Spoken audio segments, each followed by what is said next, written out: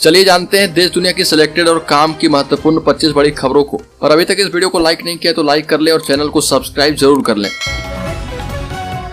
Udaipur railway bridge blast case में बड़ा खुलासा, जमीन अधिग्रहण में मुआवजा कम मिलने पर रची गई साजिश। एटीएस ने नाबालिग सहित 4 को हिरासत में लिया। उदयपुर रेलवे ब्रिज पर ब्लास्ट करने के मामले में एटीएस ने चौंकाने वाला खुलासा किया। रेलवे ट्रैक के लिए जमीन अधिग्रहण का मुआवजा कम मिलने के कारण यह साजिश रची गई थी। इस मामले में एक नाबालिग सहित 4 लोगों को हिरासत में लिया गया है। इसमें विस्फोटक बेचने वाला भी शामिल है। एटीएस एडीजी अशोक राठौर ने जयपुर में प्रेस कॉन्फ्रेंस कर ब्लास्ट मामले में संबंधित अहम जानकारी दी और कहा कि धूलचंद मीना, प्रकाश मीना और एक 17 साल के लड़के को पकड़ा गया है। तीनों उदयपुर के जाबर माइंस के एकलिंगापुर के रहने वाले हैं। आम आदमी पार्टी के नेता सत्येंद्र जैन को सीबीआई कोर्ट से फिर से झटका लगा। कोर्ट ने सत्येंद्र जैन और 2 अन्य को मनी लॉन्ड्रिंग के एक मामले में जमानत देने से इनकार कर दिया। इससे एक दिन पहले दिल्ली के राउज एवेन्यू कोर्ट के विशेष जज विकास ढूल ने फैसला सुरक्षित रख लिया था। कोर्ट ने मेन केस में सुनवाई के लिए अगली तारीख 29 नवंबर तय की है। भारतीयों को सऊदी अरब जाने के लिए नहीं लेना होगा पुलिस क्लियरेंस सर्टिफिकेट। सऊदी अरब सरकार ने अपने देश आने वाले भारतीयों को बड़ी राहत दी है। नई दिल्ली में मौजूद सऊदी एम्बेसी ने कहा कि दोनों देशों के मजबूत रिश्तों को देखते हुए हमने फैसला किया है कि अब सऊदी जाने वाले भारतीय नागरिक को वीजा के लिए अप्लाई करते वक्त पुलिस वेरिफिकेशन सर्टिफिकेट यानी पीसीसी की जरूरत नहीं होगी। भारत जोड़ो यात्रा पर निकले राहुल गांधी ने एक बार फिर से सावरकर पर निशाना साधा। राहुल गांधी ने अकोला में मीडिया के सामने एक चिट्ठी दिखाई और बताया कि सावरकर ने यह चिट्ठी अंग्रेजों को लिखी थी। उन्होंने खुद को अंग्रेज का नौकर बने रहने की बात कही थी, साथ ही डरकर माफी भी मांगी थी। गांधी नेहरू ने ऐसा नहीं किया, इसलिए वो सालों तक जेल में रहे। राहुल गांधी के इस बयान पर महाराष्ट्र का सियासी पारा भी चढ़ गया। मुख्यमंत्री एकनाथ शिंदे, डिप्टी सीएम देवेंद्र फडणवीस ने आपत्ति जताई। केंद्र सरकार ने सुप्रीम कोर्ट में नोटबंदी पर हलफनामा दायर किया। इसमें कहा गया कि 500 और 1000 के नोटों की तादाद बहुत ज्यादा बढ़ गई थी और इसलिए नोटबंदी की गई। नोटबंदी करने को लेकर फरवरी से लेकर नवंबर महीने तक आरबीआई से विचार विमर्श के बाद ही 8 नवंबर को इन नोटों को चलन से बाहर करने यानी नोटबंदी का फैसला किया गया था। इस मामले की अगली सुनवाई फिर से सुप्रीम कोर्ट में 24 नवंबर को होगी।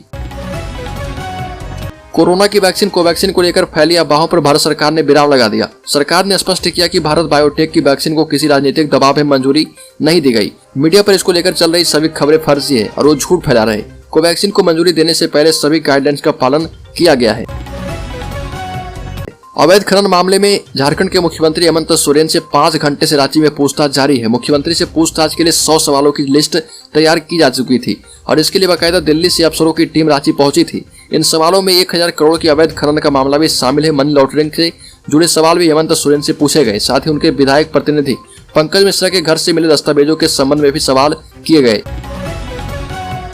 मोरबी ब्रिज हादसे पर निगम ने मान ली है अपनी गलती। गुजरात के मोरबी ब्रिज हादसा मामले में मोरबी नगर निगम ने अपनी गलती मान ली है। हाईकोर्ट में दायर हलफनामे में मोरबी म्युनिसिपल कॉर्पोरेशन ने कहा कि बिना फिटनेस सर्टिफिकेट के ब्रिज नहीं खोला जाना चाहिए था।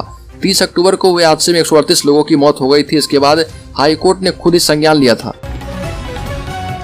हरियाणा में अब गड्ढे वाली सड़कें नहीं दिखाई देगी। हरियाणा सरकार का बड़ा फैसला, 5 दिनों में भरे जाएंगे सभी गड्ढे। सरकार ने 5 दिनों में सड़कों के गड्ढे भरने की डेडलाइन फिक्स कर दी है। सरकार की ओर से स्थानीय निकाय विभाग की 8 सेवाओं समय सीमा तय की गई है। अब लोगों को घर बनाने के लिए नक्शे के लिए महीनों का इंतजार भी नहीं करना होगा। मात्र 20 दिनों में हरियाणा में घर का नक्शा मिल पाएगा। दिल्ली में 27 साल की श्रद्धा के मर्डर के आरोपी आफ्ताब अमीन पूनावाला को साकेत कोर्ट में वीडियो कॉन्फ्रेंसिंग से पेश किया गया। कोर्ट ने आफ्ताब की पुलिस कस्टडी 5 दिन बढ़ा दी है। पुलिस ने कोर्ट में आरोपी को हिमाचल की पार्वती घाटी और दिल्ली के बंद क्षेत्रों में ले जाकर सीन रिक्रिएट करने की बात कही थी। कोर्ट ने आफ्ताब के नार्को टेस्ट की परमिशन भी दे दी है। बताया गया कि आफ्ताब ने भी इस टेस्ट के लिए अपनी सहमति जताई है। ज्ञानवापी पर मुस्लिम पक्ष की आपत्ति हुई खारिज। कोर्ट ने कहा कि ज्ञानवापी परिसर हिंदुओं को सौंपने की मांग का मुकदमा सुनवाई योग्य है। वाराणसी की सिविल कोर्ट ने ज्ञानवापी मस्जिद से जुड़े एक मामले में मुस्लिम पक्ष की आपत्ति को खारिज कर दिया। मुस्लिम पक्ष ने कहा था कि ज्ञानवापी परिसर का कब्जा हिंदू को सौंपने सहित 3 मांगों से जुड़ा मुकदमा सुनवाई योग्य नहीं है। हालांकि दोनों पक्षों को सुनने के बाद कोर्ट ने कहा कि यह मुकदमा सुनने योग्य है। हिमाचल प्रदेश के मंडी और कुल्लू सहित हमीरपुर के कुछ हिस्सों में जोरदार भूकंप के झटके महसूस किए गए।